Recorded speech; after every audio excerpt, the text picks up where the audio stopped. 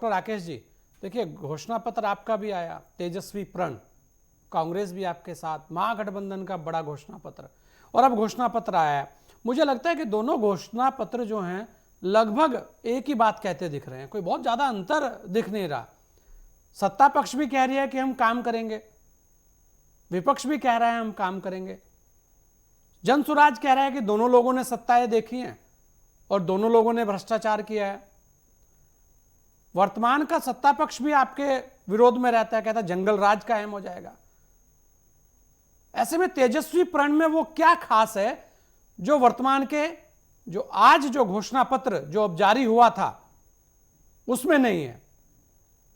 क्या ऐसा खास है जिसमें तेजस्वी ये कहें कि भाई लोग मुझे वोट दें?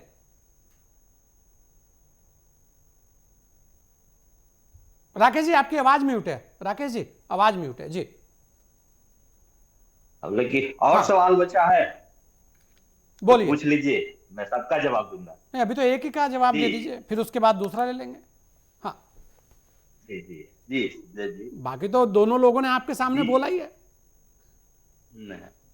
20 साल बाद, हाँ। अपने 20 साल के निकम्मेपन को दिखाने के बाद अब कह रहे हैं कि हम काम करेंगे, हम जनता को ये देंगे। और पूरा जनता पूछ रहा है कि आपने अभी तक क्या किया। जनता जो है पूरी बिहार की, ये तो बार बार हम लोग कह रहे थे कि इंतजार कर रहे हैं कि उसमें से कुछ हम कॉपी करें, हर चीज का ये कॉपी करते रहे हैं। हमारे आदरणीय नेता तेजस्वी यादव जी जो भी वादा किए बिहार में हर गांव गांव, हर जगह घूम करके, हर वर्ग के, हर समुदाय के लोगों को से समझ करके, उनसे बातें करके, जो भी उनकी सरोकार की चीजें थी उस पे सोच के, आप देखिएगा मैनिफेस्टो, जो 32 पेज का मैनिफेस्टो है हमारा, हर वर्ग की, चाहे वो महिला हो, पुरुष हो, दिव्यांग हो, युवा हो, नौजवान हो, चाहे वृद्धा जो जो लोग हो, चाहे वो बढ़ई हो, नाई हो, कुम्हार हो, लोहार हो, या जो भी कम्युनिटी और कास्ट में आप बांट लीजिए, हर के लिए उसमें बातें की गई है। रोजगार की बातें की गई, नौकरी की बातें की गई, हर घर नौकरी देने का वादा किया गया है। और इसके अलावा पढ़ाई लिखाई, सिंचाई, दवाई और इनके भ्रष्टाचार से मुक्ति का वादा किया गया।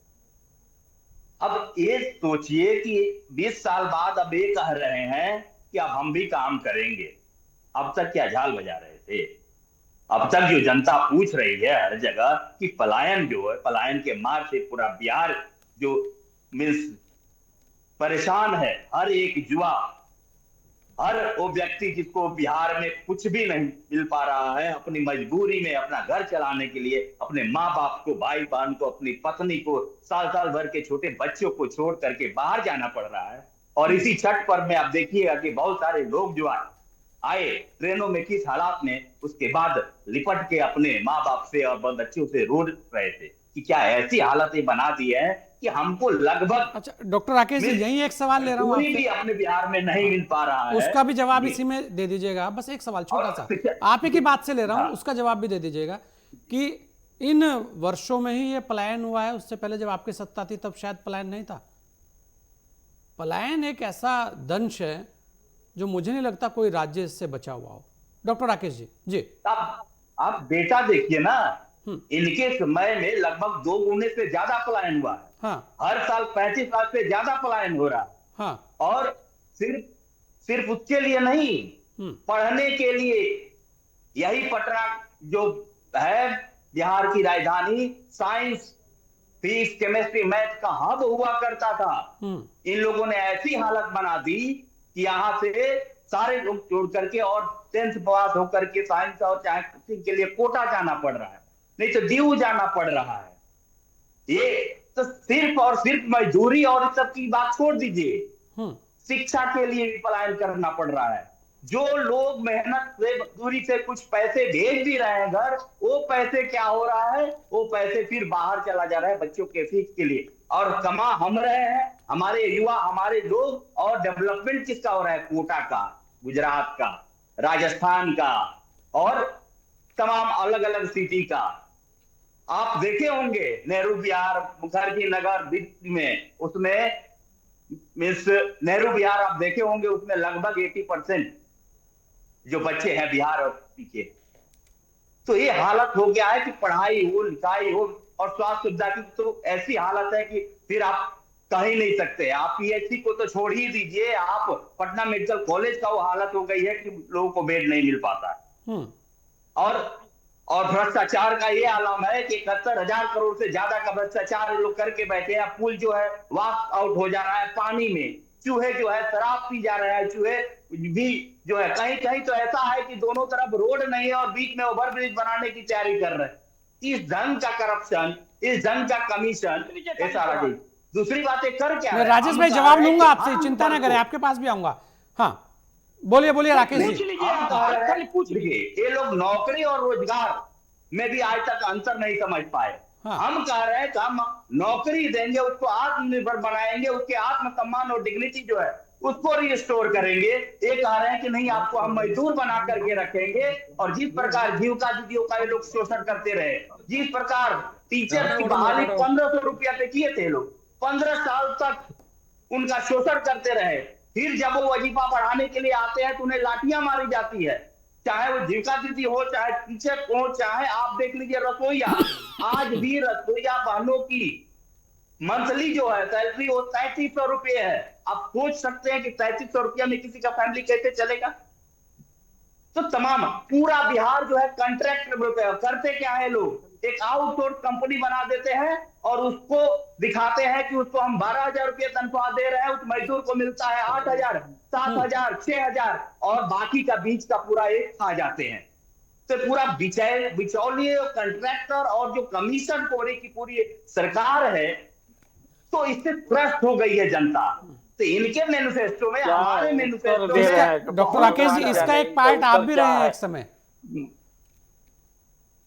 आप देखिए, हम जब पार्ट रहे हैं तो 17 महीने का जो सरकार रही है, तो उसमें देखिए कितने तेजी से और कितने काम तो ये कहा गया है कि इसलिए आपको छोड़ना पड़ा। आपकी कह रही है कि यदि कोई नौकरी दे सकता है तो सिर्फ तेजस्वी यादव जी दे सकते हैं, यदि कोई रोजगार कर सकता है तो सिर्फ तेजस्वी यादव जी कर सकते हैं, यदि कोई पॉलिसी, चलिए मैं जरा एक बार शिक्षा का पॉलिसी हो, संजय जी थोड़ा सा पूछ लीजिए कि नौवीं तक की तेजस्वी यादव सुधार कर सकता है, पूछ लीजिए कि नौवीं तक यादव बिहार में राजेश भाई मैं आ रहा हूँ राजेश भाई पूछूंगा, आप समय दीजिए बस एक बार। हाँ राकेश जी, 60 सेकंड का 30 सेकंड का मैनिफेस्टो का ये लोग प्रेस कॉन्फ्रेंस करते हैं, फिर वहां करके फोटो खिंचा लिए। और नीतीश जी तो इस लायक भी नहीं रहे, शायद उनके बहुत संवेदना भी है और बहुत सम्मान है, उनसे मैनिफेस्टो पे एक वर्ड तक बोलने नहीं दिया जाता है।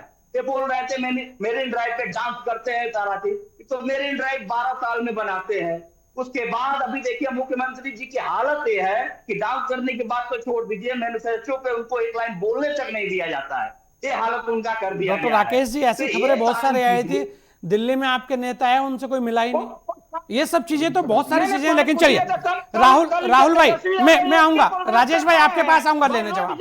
जो युवा बोल रहे हैं अपने आप को जिजापा है, और वही जो जिनको ये कह रहे हैं 250 किलोमीटर इस तूफान में जाकर के रैली की है। नहीं मैं आऊंगा, एक बार आऊंगा राजेश भाई। मैं जरा राहुल